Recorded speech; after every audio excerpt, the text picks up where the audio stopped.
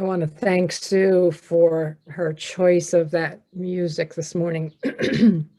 We should never underestimate our power to send light and love to others when they are in need and into situations in the world that trouble us too. Our light and our life and our spirit energy has the power to affect change. So, soul connections. My thoughts have been roaming far and wide as this sermon has percolated over the last couple of weeks. Where to begin thinking together about what is a soul? How do we conceptualize the notion of soul? Is soul really worth examining? Is it comfortable or maybe uncomfortable to think about soul? Maybe at best, we could think about soul as a metaphor that points to a mystery for which we have very little understanding. So perhaps the best I can do is to offer some thoughts and trust that something of the truth will be sparked in you, or at the very least, perhaps some questions. Where do we get our notions about what we call the soul? I thought maybe a quick glimpse at some various traditions about creation and the beginnings of humankind might help to stimulate our imaginations a little bit.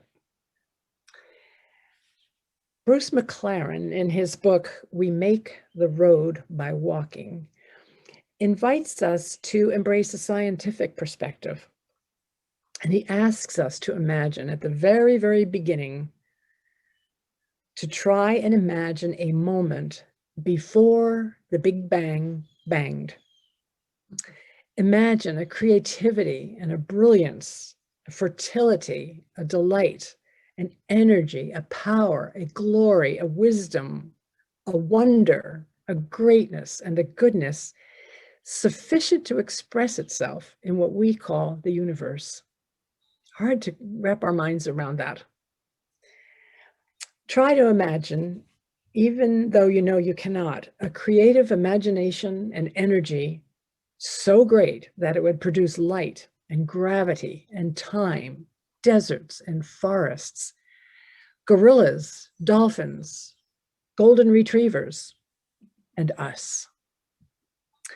For McLaren, the evolutionary process of billions of years resides in each one of us and connects us with all of creation. That's a very large way to think about soul. I looked at the Hawaiian creation story, and it's quite similar to the one that we find in the Jewish and Christian Bible in some ways.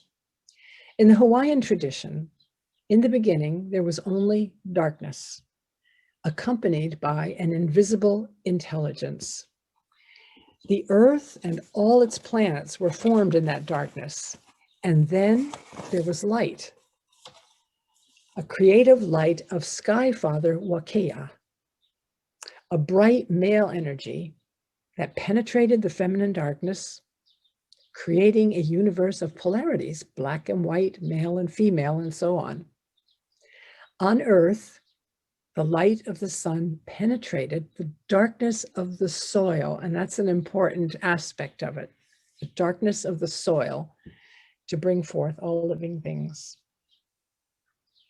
Indigenous people in the North American continent have as many creation stories as there are tribes of indigenous people. One of them tells of the great spirit who collected dust from the four winds to create the Comanche people. Even the name Great Spirit implies something of a breath that enlivens material. Then there's the Hindu tradition. Teaches that three gods, Brahma, Vishnu, and Shiva, are all forms of the one supreme being. And the supreme one is above and behind all. So as a simplified version of that Hindu myth goes, in the beginning, there was neither non-existence nor existence. There was neither death nor immortality. There was no distinguishing sign of day or night. The Supreme One breathed its own impulse. Other than that, there was nothing beyond. Darkness was hidden by darkness in the beginning, with no distinguishing sign. All was water. The life force was covered with emptiness, and Vishnu said, "It's time to begin." Brahma bowed.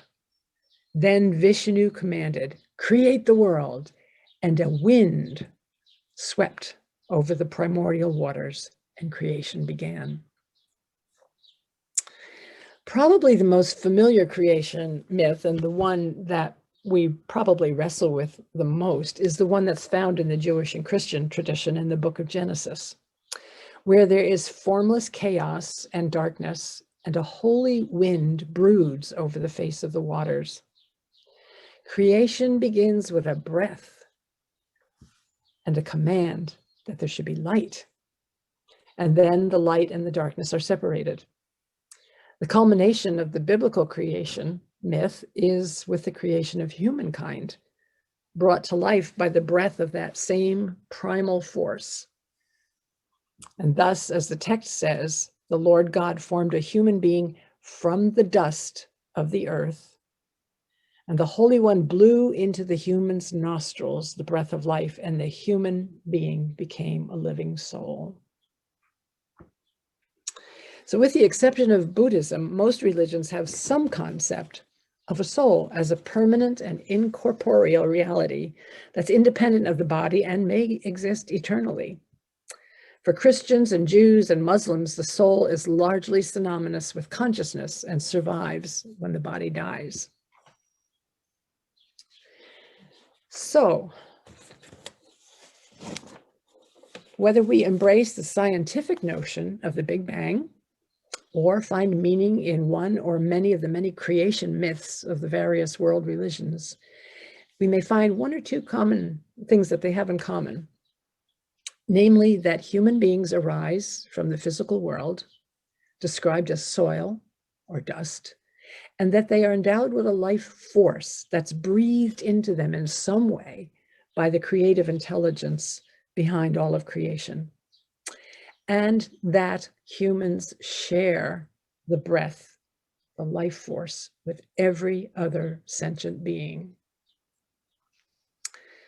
We often speak very glibly in the language of the soul. And as I thought about it, I realized that soul language is fairly common. My grandmother used to say, "Well, bless my soul," every time something really impacted her, or she was pleasantly surprised by something.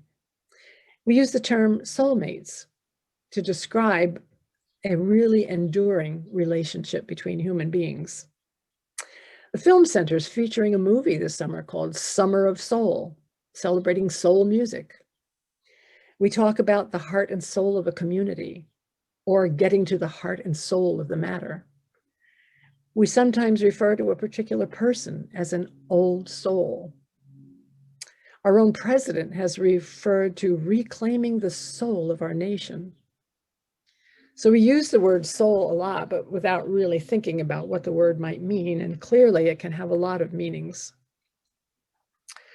So perhaps, just for today, just for the sake of this sermon and some conversation, perhaps we might think about the soul as being the dynamic life force that we embody from our first breath to our last.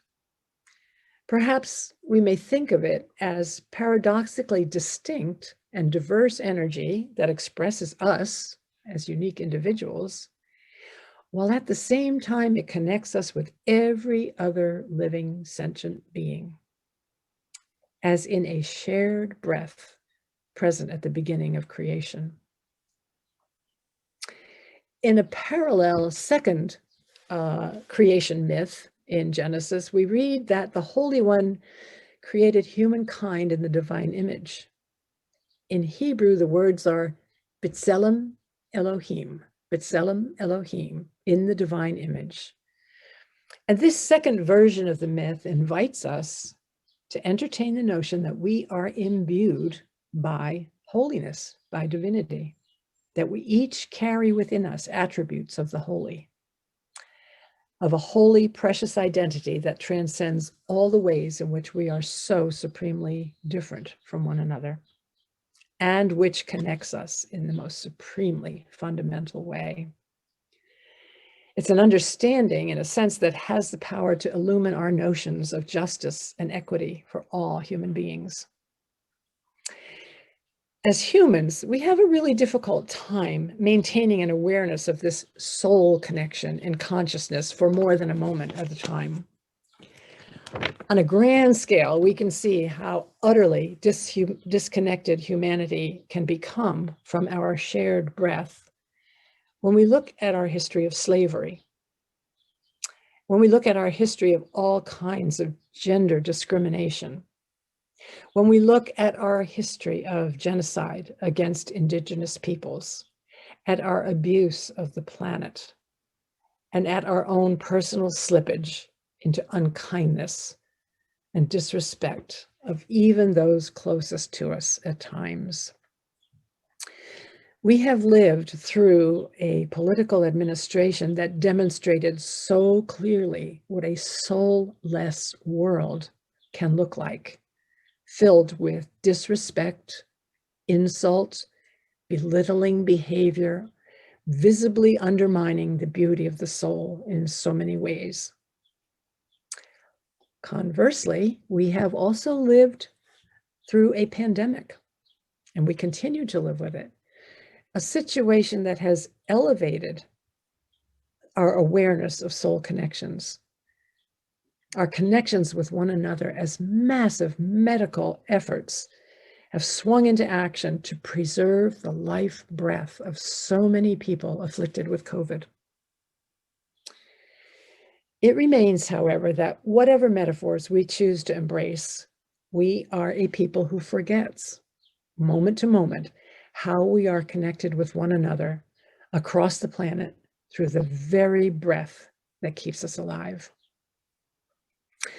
I like to think that we gather in faith communities, in spirit-filled communities, communities of spirit, of breath, of soul fullness, in order to support one another in remembering, one way or another, what makes us truly human. In spirited communities like this one that we're a part of, we're reminded of the ways in which we can sustain and support one another's humanity. We can nurture and enliven it and cherish it. We bear a mutual responsibility for one another's souls as we commit to living in a spiritual community.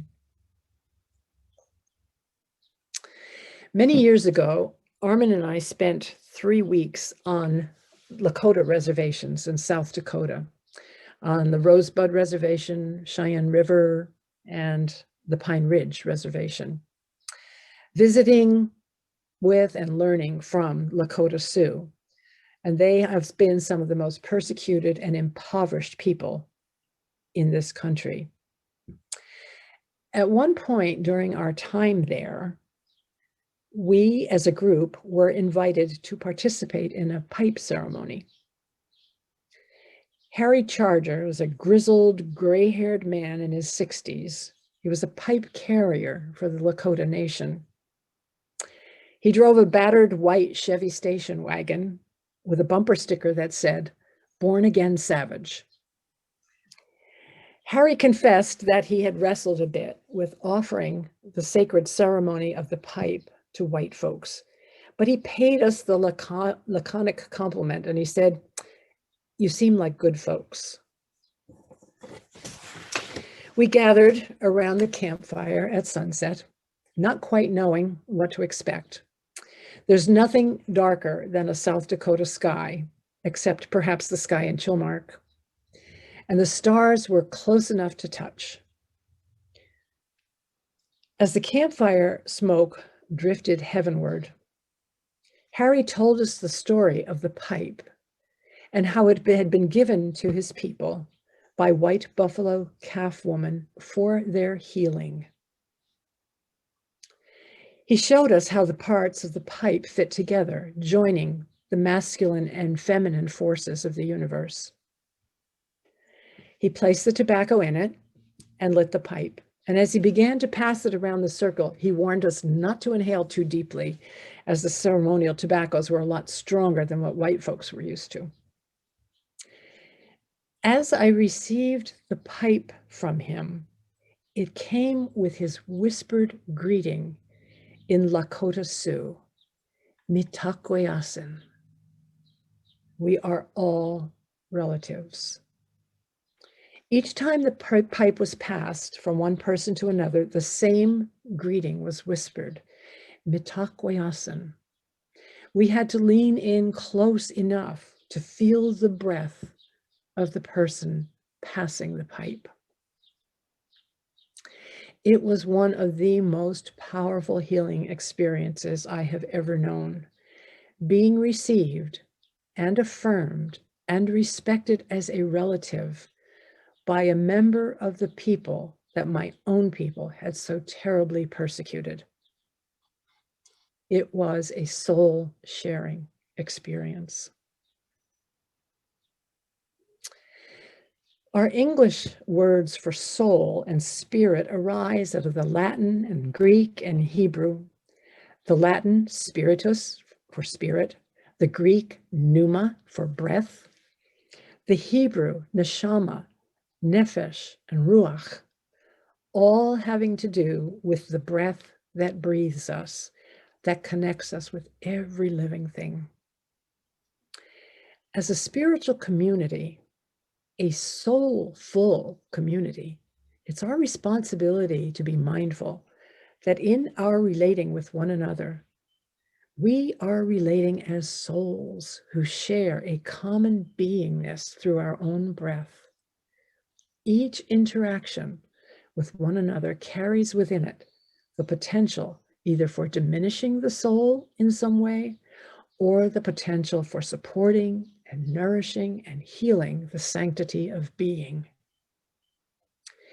In our mutual acceptance of this soulful responsibility, and in our mindfulness of the power that we have to build the beloved community of which Martin Luther King spoke, we have the power to change the world.